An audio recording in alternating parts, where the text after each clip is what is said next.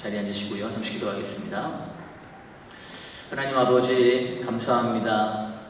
이 시간 주의 종이 주의 말씀을 대언할 때 주의 성령께서 임재해 주시고 우리의 생각과 마음에 주님의 생각과 마음을 넣어주셔서 하나님 기뻐하시는 그러한 예배자로 그 보좌 앞에 설 때까지 우리 모두가 함께 승리할 수 있도록 인도해 주옵소서. 악한 어둠의 영들 범접하지 못하게 하시고 주님께서 다스려 주옵소서. 주님께 모든 것을 탁하며 우리의 왕 되신 주 예수 그리스도의 이름으로 기도합니다. 아멘. 오늘은 거짓 맹세하지 아니하는 자로다 라고 하는 제목으로 하나님 말씀 나누겠습니다. 오늘 본문에는 나실인에 대한 규례가 나옵니다. 보통 나실인이 어떻게 되냐면요, 태어날 때 부모님의 서원에 의해서 나실인이 됩니다. 나는 이 아이를 하나님께 바칩니다. 거룩하게 구별하여 하나님께 헌신하는 삶으로 이 아이를 바칩니다 라고 하면서 서원할 때 나실인의 삶이 시작됩니다. 또는 신약에 보면 자기가 스스로 어느 순간 자기를 헌신하면서 나실인이 되는 경우도 있습니다. 대부분은 태어날 때 부모가 서원함을 통하여 나실인이 됩니다. 나실인은 그 뜻 자체가 성별, 헌신, 구별된 자 이런 의미입니다. 그래서 나실인은 어떻게 살아야 되냐면 세상과 구별되게 살아야 됩니다. 그 구별됨을 위해서 하나님은 그들이 지켜야 할 것 세 가지를 말씀하셨어요. 첫 번째, 포도주와 독주를 멀리하라. 그냥 멀리하는 정도가 아니라 포도나무에서 난 것까지 아예 가까이도 하지 말고 철저하게 멀리하라고 하셨습니다. 두 번째, 시체를 가까이 하지 말라. 심지어 부모, 형제, 자매가 죽은 경우에라도 시체를 가까이 하지 말고 스스로 더럽히지 말라고 하셨습니다. 세 번째는 머리에 삭도를 대지 말라. 머리에 삭도를 대서 머리를 자르거나 밀지 말고 그대로 기르라고 말씀하십니다. 세 가지 전부 다 뭐뭐 하지 말라, 뭐뭐 하지 말라라는 금지하는 것들입니다. 무엇을 하지 말라 하는 것은요, 우리를 불편하게 합니다. 원래 안 하려고 하다가도 하지 말라고 하면요, 피곤해집니다. 그런데 우리가 분명히 알아야 될 것은요, 하나님께서 우리에게 무언가를 하지 말라라고 말씀하실 때는 절대로 그것을 못하게 함으로 인해서 우리를 불편하고 피곤하게 만들기 위함이 아니라는 것입니다. 이것을 분명히 알고 있어야 나실인의 축복을 알 수 있습니다. 여기 손이 있습니다. 이 길로 가려고 그랬어요. 제가 여기 서 있었습니다. 이 길로 가려고 그랬어요. 그런데 갑자기 하늘에서부터 문이 탁 막혀버렸습니다. 여기 있으니까 갑자기 문이 막히니까 어찌할 바를 모르겠지. 그런데 분명한 것은요, 하나님은 이 문을 막으시기 전에 이 문을 열어놓으셨다는 거예요. 그런데 여기 있으면 열린 게 안 보입니다. 그래서 뒤로 나와요. 말씀과 기도로 하나님께 깊이 나아가면서 뒤로 나와야 됩니다. 그러면 하나님께서 여기를 막으시기 전에 여기로 인도하시는구나, 여기를 여셨구나 하는 것들을 우리가 발견하게 됩니다. 그러면서 하나님의 인도하심을 따라가게 되는 것입니다. 하나님께서 한쪽 문을 막으셨을 때는 절대 막는 것으로 끝나는 것이 아니라 다른 쪽 문을 여셨다는 것을 우리가 분명히 알아야 한다는 것입니다. 하나님께서 우리의 손을 펴서 무언가 쥐고 있는 걸 놓으라고 하실 때가 있어요. 그렇게 손을 비우라고 하실 때는 그 손에 하나님의 어떤 것을 채워주시겠다라고 하는 의미라는 것입니다. 하나님께서 어떤 것을 향하여 눈을 감아라, 세상을 향하여 눈을 감아라 라고 말씀하실 때는 그냥 깜깜해지는 것으로 끝나는 것이 아니라 거기에 하나님이 예비하신 새로운 세계를 펼치시고 그것을 보여주기를 원하시는 것입니다. 그것을 볼 수 있게 하기 위하여 눈을 감으라고 하시는 거예요. 마찬가지로 하나님께서 우리에게 무언가를 하지 말라 라고 말씀하실 때는 그렇게 함으로 우리를 불편하고 피곤하게 만드는 것이 아니라 그것을 하지 않으므로 우리에게 무언가 새로운 축복이 주어지는 바로 그것이 예비되어 있다는 것을 알려주기 위해서 하지 말라라고 말씀하신다는 것입니다. 포도주와 독주를 멀리하라고 말씀하신 것은요, 세상적인 재미, 세상적으로 흥분되는 것을 포기하라는 것입니다. 포도주와 독주는 그것을 먹는 사람을 흥분되게 합니다. 그런데 그걸 먹지 말래요. 그런데 그냥 먹지 않음으로 끝나는 게 아니라 하나님께서 그 대신에 하늘의 기쁨과 하늘의 즐거움과 하늘의 익사이팅한 것으로 우리 마음을 채우시겠다는 약속인 것입니다. 이것이 나시린에 대한 약속이에요. 세상의 재미를 포기했더니, 세상 것을 하지 않았더니 그냥 심심하고 재미없게 사는 것이 아니라 그 속에 하늘의 즐거움과 하늘의 기쁨과 능력으로 채우기 시작한다는 것입니다.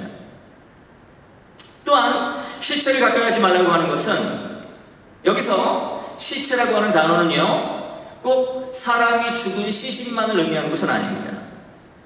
이건 어떤 걸 의미하냐면 세상 가운데 있는 죽어있는 일, 모양은 있지만 생명이 없는 일, 이런 것들을 의미하기도 합니다.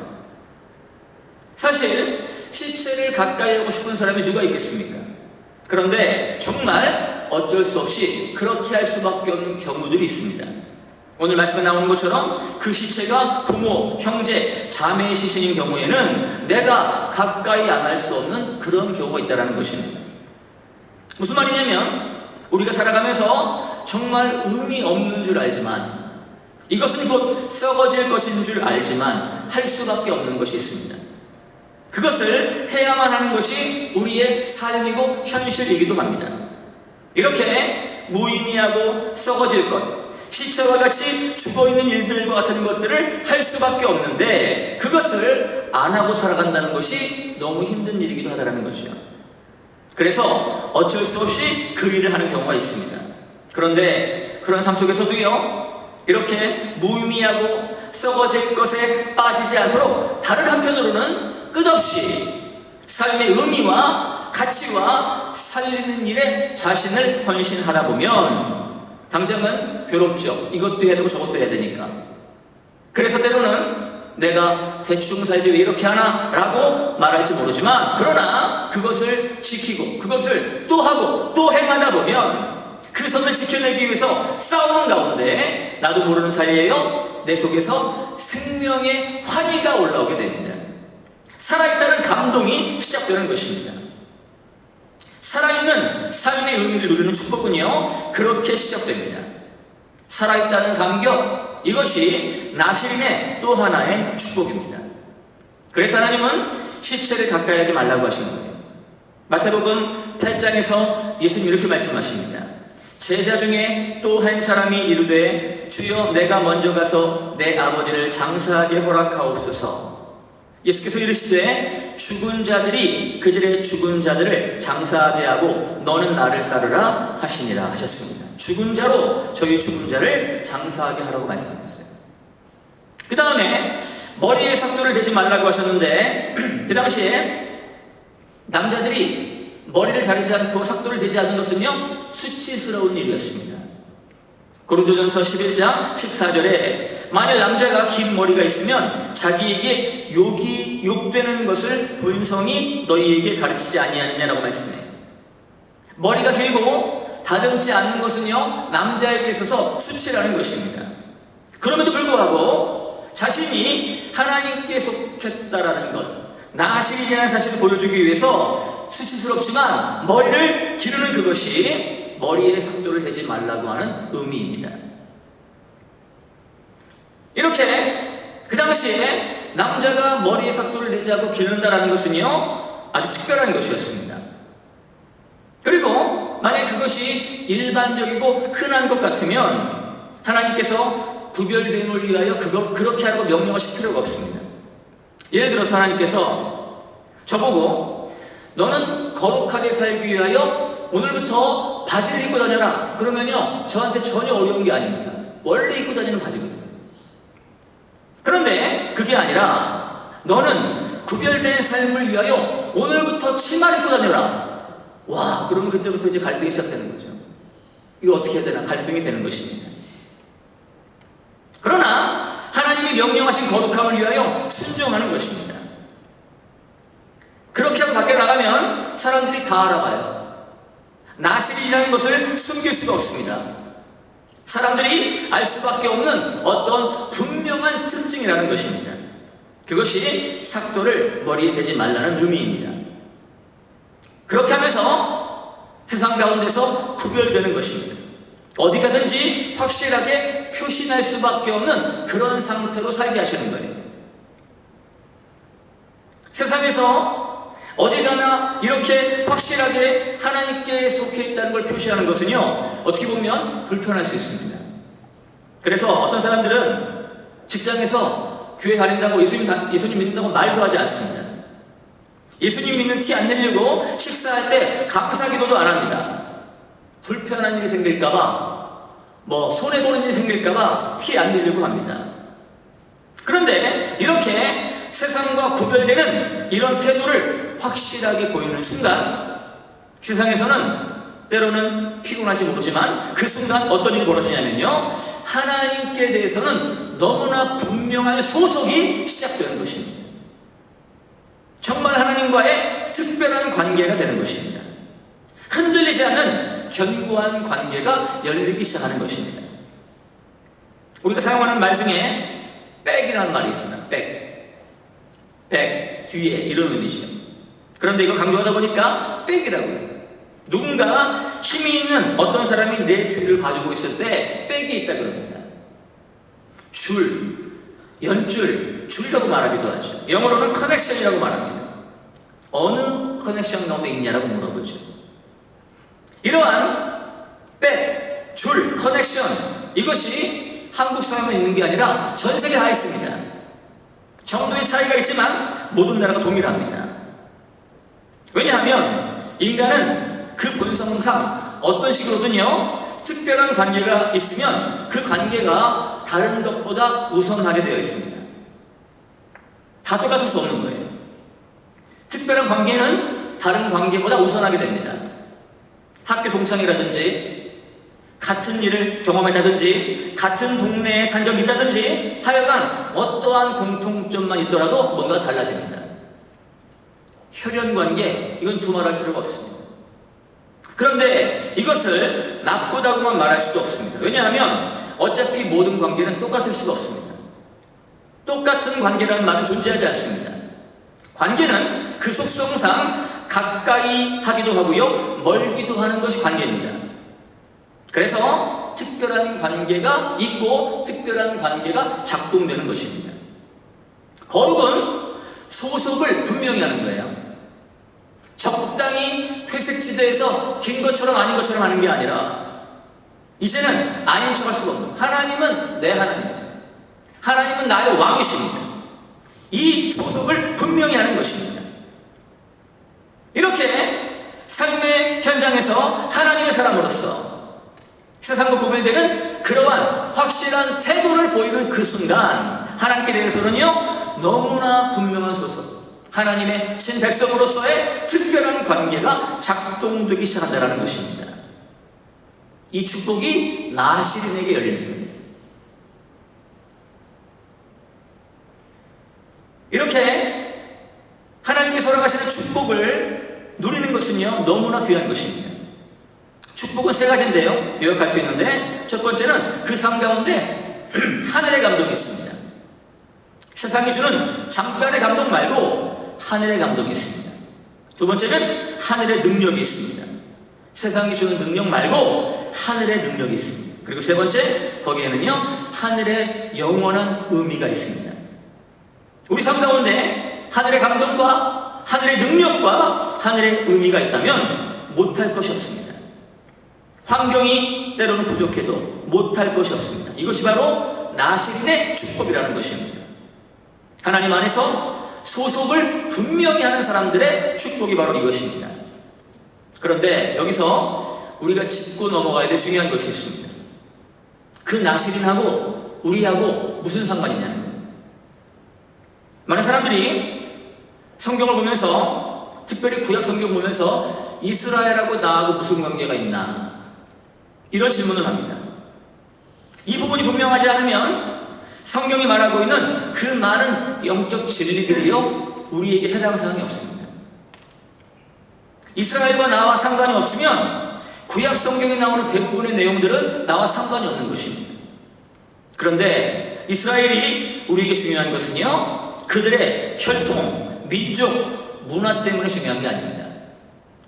왜 중요하냐면 그들이 하나님과 사이에서 맺고 있는 그 관계 때문에 중요한 것입니다. 정말 하나님의 택함받은 자로서, 하나님의 사명을 맡은 자로서 하나님을 섬기는 백성으로 하나님 중심으로 살아가는 그것이 중요하다는 것입니다. 그 부분에서 우리는요, 이스라엘과 완전히 일치된 사람이라는 것입니다. 왜냐하면 이스라엘 하나님이 이제는 나의 하나님이세요. 이스라엘 섬기는 하나님이 우리가 섬기는 하나님입니다. 그들이 살아가는 삶의 중심이 우리가 살아가는 삶의 중심입니다. 그래서 이스라엘과 우리는 완전히 일치가 되는 것입니다. 나실인도 마찬가지입니다. 한마디로 말하면 우리는 다 나실인입니다. 왜냐하면 성경에 나오는 나실의 이야기를 압축하면 두 단어가 나옵니다. 하나는 서원이고요, 다른 하나는 성결입니다. 나실인은 하나님께 서원, 어떤 약속을 드리면서 시작돼요. 하나님께 약속을 드리지 않으면 나실인의 삶은 시작되지 않습니다. 그리고 그 서원을 지켜나가는 삶으로서 하나님은 성결을 요구하십니다. 그러면서 나실인의 삶이 유지되는 것입니다. 우리는 예수 그리스도를 믿는 우리는, 예수 그리스도를 영접한 우리는 다 하나님께 서원한 사람들입니다. 우리 중에 서원하지 않은 사람이 없는 거예요. 내가 무슨 서원했나 그럴지 모르지만 우리 전체가 이미 다 서원을 한 것입니다. 하나님께서 나를 만드셨어요. 하나님께서 나를 하나님의 형상으로 창조하셨습니다. 그 사실을 알고 믿는 사람은 이미 하나님의 뜻대로, 하나님이 원하시는 대로 바르게 살아가겠다고 하는 그 서원을 한 것입니다. 예수 그리스도를 구주로, 주님으로 고백하고 하나님의 자녀가 된 사람들은 이 죄악된 세상 속에서 이제 하나님의 자녀로 살아가겠다고 하는 너무나 분명한 서원을 한 것입니다. 빛으로 살겠다, 소금으로 살겠다고 하는 서원을 한 것입니다. 몸은 이 땅에 있지만 하늘에 속한 자로서 삶을 살아가겠다고 하는 분명한 서원을 이미 한 것입니다. 몸은 사망이라는 한계 가운데 여전히 있지만, 그러나 나는 영생을 가진 자로서 살아가겠다 하는 그 마음으로 나아가는 것이 바로 나실인입니다. 우리가 한국 사람으로서 미국에 살지만 한국 사람처럼 사는 것처럼, 우리가 하나님 나라 백성으로서 이 땅에 살지만 하나님 나라 백성으로 살아가는 것을 바로 의미하는 것입니다. 하나님이 나를 지으셨기 때문에, 하나님이 나의 주인이시기 때문에 예수님 믿는 사람들은요, 세상과 달라야 합니다. 왜냐? 그렇게 서원을 했기 때문에 그렇습니다. 그래서 예수님 믿는 사람이 세상과 똑같으면 죄가 되는 것입니다. 무슨 죄냐면 약속을 깨버린 죄입니다. 서원을 깬 죄입니다. 세상 사람들이 살아가는 것과 똑같은 이유로 내가 살고 있다면, 세상 사람들이 무너지는 똑같은 이유로 내가 무너지고 있다면, 세상 사람들이 시험 드는 것과 똑같은 이유로 내가 시험에 든다면, 세상 사람들이 살아가는 방식과 똑같은 방식으로 내가 살아가고 있다면 그것은요, 죄가 된다는 것입니다. 왜냐하면 우리는 서원을 했기 때문에 그렇습니다. 예수 그리스도의 길을 따라 바르게 가겠다고 하는 서원을 한 저와 여러분이 바로 나실인이라는 것입니다. 또한 우리는 그냥 살아가는 것이 아니라 바로 주님의 임재 앞에 살아간다고 하는 것을 믿는 사람들입니다. 이런 사람들은 이미 수없이 많은 서원을 한 거예요. 결혼을 통해서 가정을 이루겠다고 하는 것도 이미 서원한 것입니다. 약속은 한 남자와 한 여자가 있지만 그것을 하나님 앞에서 했거든요. 하나님께 약속한 것입니다. 때문에 결혼 생활 중에 때로는 어려움도 있지만 쉽게 포기할 수 없는 것입니다. 그것이 나 혼자만의 약속 같으면 깨면 그만이지만 하나님께 약속하고 서원한 것이기 때문에 힘들고 어려워도 포기할 수 없다는 것입니다. 자녀를 낳음으로 부모 되는 것도 마찬가지입니다. 서원입니다. 그냥 성인 남녀가 만나서 아이를 낳아서 부모 되는 것이 아니고요. 자녀를 낳는 순간 이 자녀를 최선을 다해서 키우겠다고 하는, 어떤 어려움이 있더라도 바르게 키우겠다고 하는, 아무리 힘들어도 하나님 앞에서 온전한 삶으로 세워내겠다고 하는 그 서원을 이미 한 것입니다. 그래서 힘들어도 아무렇게나 할 수 없는 것입니다. 이것을 이행하지 않으면 죄가 되는 것입니다. 이게 서원입니다. 삶의 현장에서 열심히 일하는 것도 서원입니다. 학생이 열심히 공부하는 것도 서원입니다. 왜냐하면 세상 일처럼 보이지만 그것이 다 하나님 앞에서 하는 것이고 하나의 과정이기 때문에 그렇습니다. 우리가 하는 모든 일은 나 혼자 하는 것이 아닙니다. 코람되어 하나님 보시는 앞에서 하는 것이기 때문에 그 모든 것이 서원이고요. 그것을 깨면 죄가 된다는 것입니다. 이 세상 가운데 그렇게 말하면 하나님께 서원하는 게 뭐가 있겠습니까? 우리 삶은 그것이 죄가 아니라고 한다면 무엇이든지 하나님께 드린 모든 약속은요 다 서원 위에 세워져 있는 것입니다. 성경은 서원을 스페셜 바우라고 해서 특별한 서원이라고 하지만 이것은 구약 내용이고요. 지금은 예수 그리스도의 십자가를 통하여 성소와 지성소의 휘장이 찢어졌습니다. 그 상황에서 예수 그리스도를 믿는 우리는 삶의 모든 약속이 다 서원이고요. 그런 면에서 우리는 나시린인 것입니다. 나시린은 나시린답게 살아야 행복합니다. 나시린이 그 나시린의 삶을 지키지 못하는 순간 무너지는 것입니다. 우리가 예수 그리스도를 주로 믿고 하나님의 자녀로 나시린에 들어갔다면 이제는 나시린답게 살아야 거기에 행복함이 있습니다. 그것을 깨는 것은 비참해지는 것입니다. 아무리 돈을 많이 벌어도, 아무리 큰 집을 사고, 아무리 대단한 지위에 올라가도 마찬가지입니다. 나시린은 나시린답게 살아갈 때 행복한 것입니다. 하늘의 감동과 하늘의 능력과 하늘의 의미가 바로 거기에 있기 때문에 그렇습니다. 그런데 나시린으로 살아가면서 가장 중요한 것은요 깨끗함입니다. 나시린이라고 하는 것은 하나님께 소원, 어떤 약속을 드리면서 시작돼요. 그리고 그 소원을 지켜가는 과정에서 하나님은 깨끗함, 성결을 요구하십니다. 깨끗하게 살아가는 것이 나시린의 삶입니다. 더럽히지 않는 거예요. 성경 말씀에 나시린은 서원과 성결이기 때문에 자신을 더럽히지 않기 위해서 특별히 거짓 맹세를 하지 말아야 됩니다. 모든 상황에서 거짓 맹세치 않음으로 성결을 지키는 것입니다. 거짓 맹세를 했다, 그 말은 뭐냐면요 그 사람 평상시에 거짓말을 많이 했다는 것입니다. 그러니까 그것을 강력하게 관철시키기 위해서 거기에다가 거짓 맹세까지 하는 것입니다. 그리고 거짓 맹세한다는 것은요 이미 맹세했지만 그것을 배반했다라고 하는 의미입니다. 마귀는 거짓 맹세함으로 하나님을 배반하고 타락했습니다. 하나님은 선악을 알게 하는 나무 실과를 먹으면 반드시 죽으리라 했습니다. 그런데 마귀는 그 말씀을 대적하고요 결코 죽지 아니하리라 하면서 아담과 하와를 유혹했습니다. 성경 말씀 외에 우리 삶에서 결코라고 말하는 게 과연 가능할까요? 우리는 부분만 알지 전체를 모릅니다. 전체를 모르는 사람이 결코라고 말하는 것이 가능할까요? 부분도 제대로 알지 못하는데 교만해서 결코라고 말하는 것은요 마귀처럼 망하는 것입니다. 마귀가 그렇게 했다는 거죠. 마귀는 거짓의 아비입니다. 마귀는 거짓말을 너무 잘해요.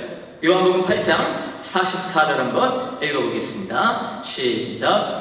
너희는 너희 아비 마귀에게서 났으니 너희 아비의 욕심대로 너희도 행하고자 하느니라. 그는 처음부터 살인한 자요 진리가 그 속에 없으므로 진리에 서지 못하고 거짓을 말할 때마다 제 것으로 말하나니 이는 그가 거짓말쟁이요 거짓의 아비가 되었습니다. 아멘. 그는 거짓말쟁이고요 거짓의 아비입니다. 아담과 하와를 속였던 마귀가 지금도 얼마나 거짓말을 많이 하는지 모릅니다. 우리가 뭔가를 잘못하면 더 이상 소망이 없는 것처럼 짓눌러서 망하게 하려고 속입니다. 우리가 반대로 뭔가를 하나님의 뜻 안에서 너무 잘했어요. 너무 잘했습니다. 그러면 또 우쭐하게 만들고요, 교만하게 만들어서 속이는 것입니다. 그럼 망하게 하는 것입니다. 이게 마귀의 거짓말입니다. 시편 24편 3절 4절에 여호와의 산에 오를 자가 누구며 그의 거룩한 곳에 설 자가 누구인가? 곧 손이 깨끗하며 마음이 정결하며 뜻을 허탄한 데 두지 아니하며, 그 다음 나오는 게 거짓 맹세하지 아니하는 자로다라고 말씀합니다. 맹세했지만 그것을 배반하는 자는 하나님의 보좌 앞에 설 수가 없습니다. 그래서 마귀는 땅으로 쫓겨났죠. 마귀는 보좌 앞에 설 수가 없고 마지막 때에 1000년 동안 결박되어 무적행에 갇히게 됩니다. 그리고 영원한 불못에 던져서 괴로움을 당하게 된다고 성경은 분명히 말씀합니다. 이 시대에 사람들을 속이는 마귀의 거짓말이 있습니다. 그것은요, 세상은 앞으로 점점 잘 될 것이다 라고 하는 거짓말입니다. 역사가 과거부터 현재까지 미래까지 쭉 흘러가는데 갈수록 역사는 진보하고 좋아질 것이라고 말합니다. 그 근거가 뭐냐? 인간의 이성, 특별히 거기서 나오는 과학과 경제를 보면서 낙관주의적인 견해를 사람들에게 심어줍니다. 물질의 진보, 과학과 경제 발전, 그러면서 세계는 점점 좋아지고 그렇게 가면 이 땅에 유토피아가 올 수 있다고 속이는 것입니다. 그런데 기술이 발전한다고 유토피아가 오는 게 아니더라고요. 오존층 파괴되고요, 지구가 망가졌습니다. 사람들의 인성이 망가졌습니다. 어차피 테크놀로지는 가치 중립입니다. 선한 것도 아니고 악한 것도 아닙니다.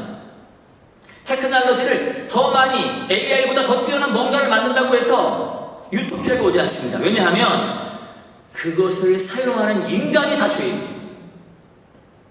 사용하는 자들에 의해서 악하게 사용되기도 하고 선하게 사용되기도 하는 것입니다. 그런데 인생들이 주인이기 때문에 그것을 바르게 사용하지 않기 때문에 안 된다는 것입니다. 계몽주의는 인간이 위대하다며 시작했기 때문에 우리가 이 땅에 유토피아를 건설할 수 있다고 강조하는 거예요. 그런데 성경은 그렇게 말하지 않습니다. 성경은 갈수록 세계는 어두워진다, 어려워진다고 말씀합니다. 마지막 시대가 될수록 점점 더 어려워진다. 갈수록 세계는 종말을 향해 가고 어려워진다고 말씀합니다. 그러면서 결국 마태복음 24장 15절에 복음이 전해지는 것을 막기 위해서 적그리스도가 나타난대요. 그리고 전 세계적인 핍박이 있습니다. 이것이 성경의 예언이고 모든 역사는 예언대로 이루어지는 것입니다. 2024년 6월 24일에 미국 국제 종교 자유 보고서 그리고 월드 워치 리스트라고 하는 통계를 보면요, 전 세계 기독교인 약 25억을 잡고요, 기독교인 중에서 박해받는 사람들이 숫자가 3억 6,600만 명이라고 기록합니다. 그리스도인 7명 가운데 1명은 지금도 오늘도 박해받고 있습니다.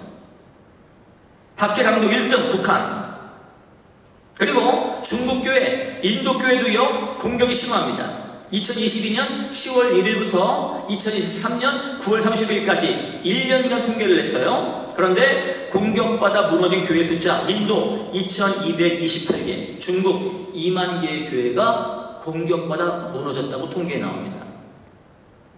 이슬람 극단주의자들에 의해서 순교하는 숫자가 늘고 있는데요, 아프리카 나이지리아에서만 해도 그 1년, 2022년부터 2023년까지 그 1년 동안 순교자가 4,118명이 나왔다고 보고합니다.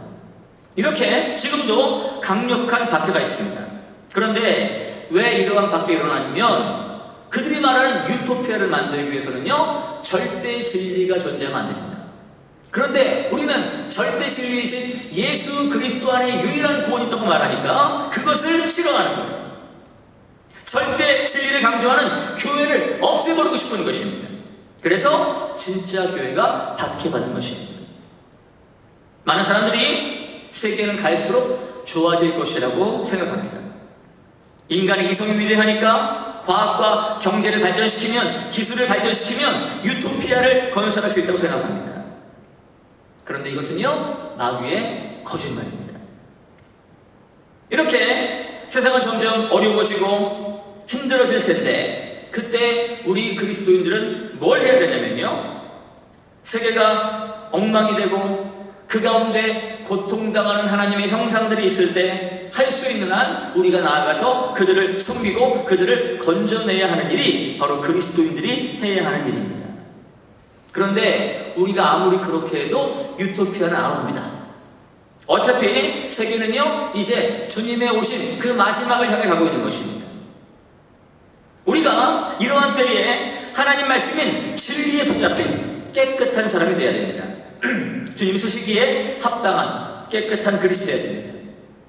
그리고 지상명령을 순종하면서 강력하게 나아가는 그 교회가 되어야 합니다. 왜냐하면 마태복음 24장 14절에 이 천국 복음이 모든 민족에게 증언되기 위하여 온 세상에 전파되리니 그제야 끝이 오리라 라고 말씀하셨다.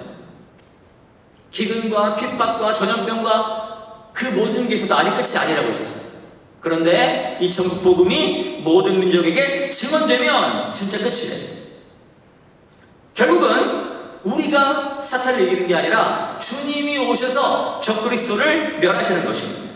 그 모든 거짓을 드러내시는 것입니다. 그래서 우리는요, 깨끗함으로 성결함으로 주님께 속한 나시린의 삶을, 그 사명을 감당하며 살아가야 하는 것입니다. 시편 24편에 그 보좌 앞에 설 자는 깨끗한 자입니다. 이렇게 깨끗한 자가 되라고 주님 말씀하시는 것은 우리에게 마귀의 종이 되지 말라는 거예요. 거짓의 아비인 마귀의 종이 되지 말라는 것입니다. 거짓은 진리이신 하나님 말씀을 거부합니다. 하나님은 타락한 천사를 향해서 더럽다고 하셨어요. 하나님 우리에게 깨끗하라고 하시는데 마귀에게 더럽다고 하셨습니다. 우리가 더럽다고 말할 때 물질적인 더러움, 정신적인 더러움, 성적인 더러움, 더러움이 많이 있죠. 그런데 이 세상에서 제일 더러운 게 뭐냐면 영적인 더러움입니다. 뭐가 영적인 더러움이냐면 주님의 말씀의 지정이 안에 있지 않고 따로 떨어지는 것, 이것이 영적으로 더러운 것입니다. 하나님 말씀하셨는데 그 말씀 안에 거하지 않고 다른 말 하는 것, 그것이 영적으로 더러운 것입니다. 최초의 더러움이 루시엘의 더러움입니다. 루시엘이 타락했을 때 하나님이 내가 그를 더럽게 여겨라고 말씀하셨어요. 우리 에스겔 28장을 한번 읽어보겠습니다. 제가 읽어볼게요. 내가 옛적에 하나님의 동산 에덴에 있어서 각종 보석 곧 홍보석과 황보석과 금강석과 황옥과 홍만호와 창옥과 청보석과 남보석과 홍옥과 황금으로 단장하였으며 네가 지음 받던 날에 너를 위하여 소고와 비파가 준비되었도다. 찬양한다는 거죠. 14절 너는 기름 부음을 받고 지키는 그룹이며 아주 기름 부음 받은 특별한 존재라는 것입니다. 내가 너를 세우며 네가 하나님의 성산에 있어서 불타는 돌들 사이에 왕래하였도다. 이렇게 아름다운 천사였고 너무나 존귀한 천사였습니다. 그런데 15절에 네가 지음을 받던 날로부터 네 모든 길에 완전하더니 마침내 네게서 불의가 드러났도다. 네 무욕이 많음으로 네 가운데에서 강포가 가득하여 네가 범죄하여도다. 너 지키는 그룹아 그러므로 내가 너를 더럽게 여겨. 나오죠. 내가 너를 더럽게 여겨. 하나님의 산에서 쫓아내고 불타는 돌들 사이에서 멸하였도다라고 말씀합니다. 루시엘은 정말 아름다운 천사인데 왜 더럽다고 하실까요? 날개에 이물질 묻어서 말하는 게 아닙니다. 왜 더럽게 되었냐면 더러움의 출발은요, 하나님의 말씀에서 벗어나는 것입니다. 하나님의 뜻, 하나님의 의지에서 빗나가는 것입니다. 성경은 하나님의 것에서 분리되는 것을 더럽다고 말합니다. 하나님의 의지에서 분리돼서 내 생각, 내 견해, 내 뜻, 자기가 스스로 하나님 되려고 하는 이것이 영적인 더러움이라고 말씀합니다. 이사야 14장에 이렇게 말씀해요. 너 아침의 아들 계명성이여 어찌 그리 하늘에서 떨어졌으며 너 열국을 엎은 자여 어찌 그리 땅에 찍혔는고 네가 네 마음에 이르기를 내가 하늘에 올라 하나님의 묵별 위에 내 자리를 높이리라.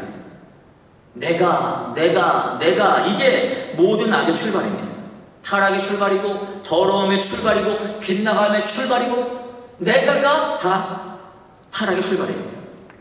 또 그 뒤에 내가 북극 지폐의 산 위에 앉으리라. 가장 높은 구름에 올라가 지극히 높은 이와 같아지리라. 그래서 하나님은 그를 더럽게 여겨 이사야 14장 19절에서는 가증히 여긴다고 말씀했습니다. 이것이 창조 후에 최초의 더러운 사건인데 영적인 더러움을 말하는 거예요. 하나님은 우리에게 내가 거룩하니 너희도 거룩하라 말씀하셨습니다. 성부, 성자, 성령 다 성자가 들어가요. 거룩한 하나님입니다. 계시록 4장 8절에 보면 피조물은 거룩하신 하나님을 향하여 영원히 거룩하다 거룩하다 거룩하다 찬양하게 되어 있습니다. 거룩은 흠이 없고 깨끗하고 완전한 것입니다. 더러움과 정반대. 더러움과 거룩은 절대 함께 할 수 없습니다. 계시록 22장 11절에서도 더러운 자는 그대로 더럽고 거룩한 자는 그대로 거룩하게 하라 말씀하셨습니다. 거룩함과 더러움은 양 끝단입니다. 초화될 수가 없습니다.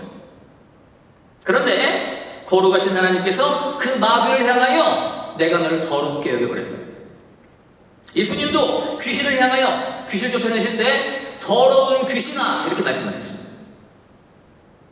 요한계시록 16장에서도 귀신의 영을 개구리 같은 더러운 영이라고 말했습니다. 우리 몸에 더러운 게 묻으면 깨끗하게 씻으려고 하잖아요.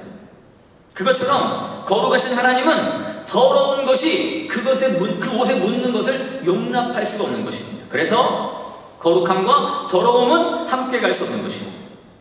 주님의 소원은 우리가 거룩해지는 것입니다. 진리로 저희를 거룩하게 하옵소서. 아버지의 말씀은 진리이니라 예수님 기도하셨습니다.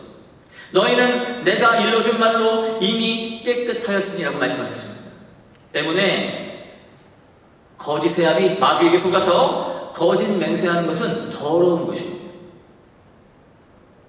우리가 24장을 봤지만 손이 깨끗하며 마음이 청결하며 뜻, 그 다음에 거짓 네 가지 다요. 겉에서 안으로 들어오는 겁니다. 손, 행동, 그리고 그 마음. 거짓으로 안에서 밖으로 나가고 밖에서 안으로 들어오는 거예요. 거짓으로 속여서 하나님의 말씀을 거역하는 뜻을 만들어내죠. 그렇게 뜻을 정하니까 아담과 하와만 봐도 거짓말하고 뜻을 정하고 뜻이 그렇게 정해지니까 마음이 더러워집니다. 하나님처럼 되려고 해요. 그리고 더러운 마음에서 더러운 행동이 나오는 것입니다. 우리는 깨끗함으로 그 보좌 앞에 서기 위해서 먼저 마귀의 거짓말을 경계해야 됩니다. 거짓말하는 자는 천국에 들어가지 못합니다. 요한계시록 21장 8절에 그러나 두려워하는 자들과 믿지 아니하는 자들과 흉악한 자들과 살인자들과 음행하는 자들과 점술가들과 우상숭배자들과 거짓말하는 모든 자들은 불과 유황으로 타는 곳에 던져지리니 이것이 둘째 사망이라고 그랬어요. 시편 101편에 거짓을 행하는 자는 내 집 안에 거주하지 못하며 거짓말하는 자는 내 목전에 서지 못하리로다. 아침마다 내가 이 땅의 모든 악인을 멸하리니 악을 행하는 자는 여호와의 성에서 다 끊어지리로다. 거짓말하면 하나님 보좌 앞에 설 수가 없습니다. 여러분, 우리가 하나님께 드린 서원, 하나님께 드린 그 약속, 예수님을 영접함으로 우리가 주 앞에 행했던 그 모든 서원, 그것을 거짓으로 만들면 안 됩니다. 가정에서, 자녀를 향해서, 직장에서, 삶의 모든 현장에서 아무리 상황이 어렵다고 해도, 아무리 이것이 내가 원하는 것과 다르다고 해도, 내 마음에 상처가 올라온다 할지라도 두렵고 힘들다고 해서 하나님께 드린 서원을, 그 약속을 거짓으로 만들 수 없다는 것입니다. 그것을 지켜나가는 것이 성결인 것입니다. 하나님 앞에 드린 소원을 절대 거짓으로 만들지 않겠다고 하는, 나는 거짓 맹세하지 않는 자가 되겠다고 하는, 이것이 나시린으로서의 성결을 지키는 것입니다. 그리고 이렇게 말씀 안에서 뜻이 분명히 정해지잖아요. 그러면 하나님이 도와주십니다. 그러면서 마음을 강하게 하고 담대하게 하세요. 그리고 그 믿음 안에서 행할 때 열매가 나타나면서 승리하게 되는 것입니다. 이 자리에 함께한 저와 여러분 모두가 깨끗함으로, 성결함으로, 나시린답게 살아감으로 그 보좌 앞에 모두 함께 서는 주님의 신부 다 되실 수 있기를 주님의 이름으로 축복합니다.